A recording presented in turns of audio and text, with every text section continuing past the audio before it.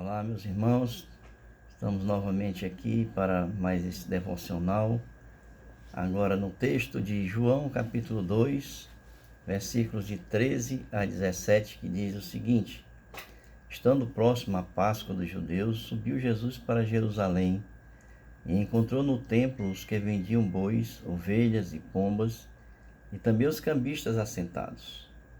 Tendo feito uma azorrague de cordas, expulsou todos do templo, bem como as ovelhas e os bois, derramou pelo chão o dinheiro dos cambistas, virou as mesas e disse aos que vendiam as pombas: Tirai daqui estas coisas, não façais da casa do meu pai casa de negócio.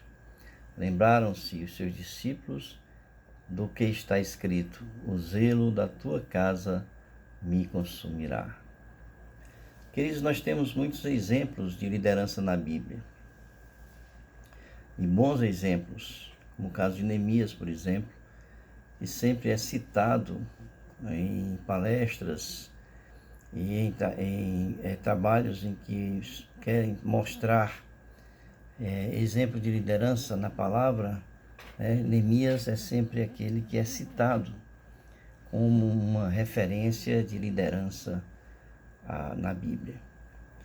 E, no entanto, eu entendo que, apesar de existirem tantos bons exemplos na Bíblia, o maior exemplo que nós temos é o do Filho de Deus. O Filho de Deus, Jesus Cristo, que durante todo o seu ministério terreno, ele enfrentou situações das mais diversas, tanto de risco de vida como de pressão das principais lideranças religiosas de Israel. E a forma como ele tratou, como ele enfrentou, como ele superou os diversos embates com seus principais adversários, com o próprio Satanás, com membros da sua equipe, mostram o quanto ele foi um líder extremamente competente. Ele foi amoroso com os carentes, ele foi amoroso com os necessitados, ele tratou a todos como ovelhas perdidas, sem pastor. Ele curou as enfermidades físicas, emocionais, espirituais de todo aquele povo ali que seguia e que o procuravam. E ele nada deixou faltar para os seus apóstolos, nem permitiu que algum mal pudesse vir a acontecer a eles durante o seu ministério terreno. Guardou-os com a sua própria vida, foi firme, foi transparente, não recuou nem 1 milímetro da sua missão. E a missão que ele veio, segundo ele mesmo, em Lucas 19:10, diz: Porquanto o Filho do Homem veio buscar e salvar o que estava perdido. No entanto, nem todas as decisões, nem todas as atitudes que o mestre tomou, que fez, foram bem recebidas pelo povo. Ele fez milhares de seguidores, mas ao mesmo tempo ele fez milhares de inimigos, o que nos leva a entender, pelo exemplo do próprio Cristo, que em muitas ocasiões o líder ele se vê na obrigação de tomar medidas muitas vezes impopulares, a fim de que a missão para o qual ele foi chamado seja cumprida com todo o rigor. E esse foi o caso, foi o caso desse episódio em que Jesus teve que expulsar os cambistas, os comerciantes que estavam ali no pátio do templo, e que a gente muitas vezes é questionado como é que Jesus, o Filho de Deus, toma uma atitude tão extrema como esta que está relatada no Evangelho de João. Mas a gente precisa entender aquele momento ali. Aquele momento foi um momento em que estava havendo um conluio entre os sacerdotes, os comerciantes e os cambistas. Os animais que eram vendidos ali eram animais que passavam por um pré-exame, eles eram pré-aprovados pelos sacerdotes né? E os cambistas vendiam unicamente as moedas que eram permitidas circular dentro do templo.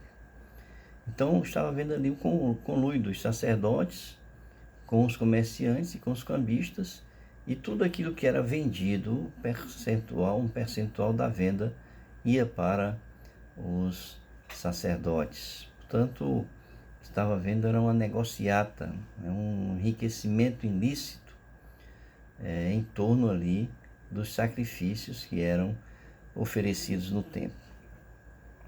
Então, Jesus ele mostrou naquele momento para os seus seguidores a necessidade de se ter zelo pelas coisas do Pai, a valorização dos sacrifícios oferecidos ao Senhor e a reverência de como se deve oferecer a adoração.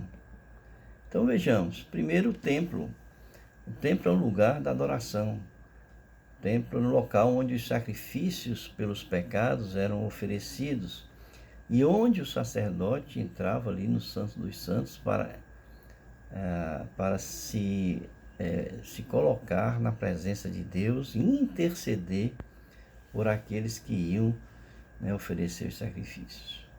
O templo, portanto, era um lugar de adoração, de oração, e não de negociatas que visavam esses lucros abusivos, esses conchavos para enriquecimentos ilícitos. Portanto, eles teriam que ter zelo com aquele lugar, com aquele local, né, para que o local ali não fosse profanado pelaquela ação pecaminosa dos envolvidos, principalmente pelos religiosos responsáveis pelo altar do sacrifício. Em segundo lugar, as pessoas começavam a deixar de levar seus próprios animais para o templo, devido ao trabalho que eles tinham de se deslocar dos locais, porque nesse período eles vinham de todos os locais do mundo para prestar sacrifícios e para a festa da Páscoa, ali para o templo, e eles tinham que levar então animais nas suas cargas para serem ali oferecidos nos sacrifícios, né? E então eles começavam a deixar de levar seus próprios animais devido ao trabalho que dava, de levar esses animais ali para Jerusalém. E aí começaram a comprar esses animais sem risco de serem rejeitados pelos sacerdotes, porque os animais tinham que ser sem defeito. E eles ainda, além do trabalho que eles tinham, ainda corriam o risco de não serem aceitos, serem animais refugados ali pelo exame, pela análise dos sacerdotes, Então, não tinham trabalho nenhum. E a gente aprende na palavra de Deus, Davi, ele disse ali a Araúna, quando ele foi oferecer o sacrifício, uma oferta pacífica ao Senhor, para aplacar a ira de Deus contra o povo, no texto que está em 2 Samuel, capítulo 24, 22 a 25, está ali o texto que fala o seguinte: Então disse Araúna a Davi: Tome e ofereça ao rei meu senhor o que bem parecer aos seus olhos. Eis aí bois para o holocausto, e os trilhos e o aparelho dos bois para a lenha. Tudo isto deu Araúna ao rei, e disse mais Araúna ao rei: O Senhor teu Deus tome prazer em ti. Porém o rei disse a Araúna: Não, mas por preço justo te comprarei, porque não oferecerei ao Senhor meu Deus holocaustos que não me custem nada. Assim Davi comprou a eira e os bois por 50 siclos de prata, e edificou ali Davi ao Senhor um altar e ofereceu holocaustos e ofertas pacíficas. Assim o Senhor se aplacou para com a terra e cessou aquele castigo de sobre Israel. Em outras palavras, irmãos, estava havendo ali era uma completa banalização da oferta e do sacrifício que era oferecido a Deus, colocando em xeque todo o simbolismo dos holocaustos realizados no templo. Era uma atitude que demonstrava uma adoração apenas fictícia, apenas de lábios, não de coração. E em vista dessas coisas, Jesus resolveu preparar ali o seu azorrague, né? E expulsar todos que estavam comercializando no pátio do templo. O apóstolo Paulo, ele nos ensina que as más companhias, elas corrompem os bons costumes. Está em 1 Coríntios, capítulo 15, versículo 33. E Jesus, portanto, ele precisava agir para estancar o desvio, né, da rota daqueles que estavam conduzindo o povo de Deus ao erro e, consequentemente, afastamento de Deus. E ele agiu. Ele não foi omisso. Ele não foi conivente com aquele tipo de comportamento. Assim, eu quero concluir, queridos, que todo líder, ele tem a missão, ele tem a visão, mas tem a missão de fazer com que as pessoas cumpram essa missão. Ele lidere pessoas que possam conduzi-las aí para que a missão seja cumprida. E a missão da igreja, né, ela é fazer discípulos. E não apenas fazer discípulos, a igreja é o local de se reunir, de adorar a Deus, de agradecer pelos seus feitos, né? Mas também de evangelizar, de fazer discípulos, de ensinar a palavra de Deus, né? Então tem todo um contexto, né, da missão da igreja em torno do seu povo e daquelas pessoas que ainda precisam ser alcançadas pelo Senhor, pela palavra de Deus, pelo Evangelho de Jesus Cristo. E o líder, ele precisa fazer tudo para que essa missão seja cumprida. É claro que ele tem que fazer tudo de acordo com a palavra de Deus, ele tem que fazer tudo em obediência à palavra de Deus, ele não pode ser desobediente a ela, né?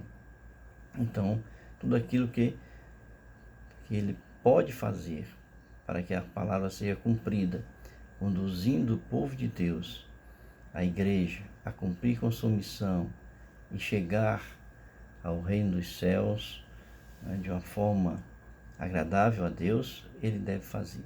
Mesmo que em determinados momentos e circunstâncias, ele tome decisões e atitudes que venham a desagradar o povo de Deus. Porque em muitos momentos é preciso pulso firme, transparente, mão de ferro muitas vezes, para que o povo se mantenha no caminho correto da obediência à palavra de Deus. E Deus irá, portanto, mostrar no futuro que aquela decisão foi a decisão acertada para manter o povo de Deus, né, sobre e debaixo da vontade dele.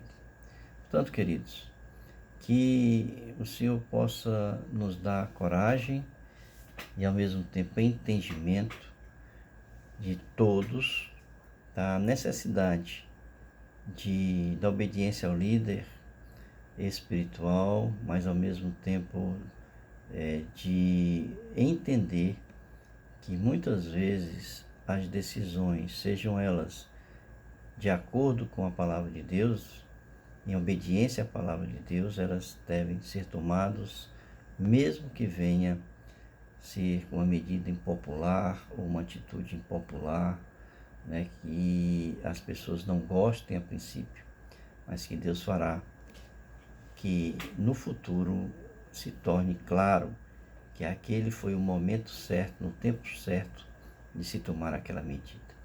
Que Deus abençoe a todos e que nós possamos compreender os desígnios, os propósitos e a vontade do nosso Deus.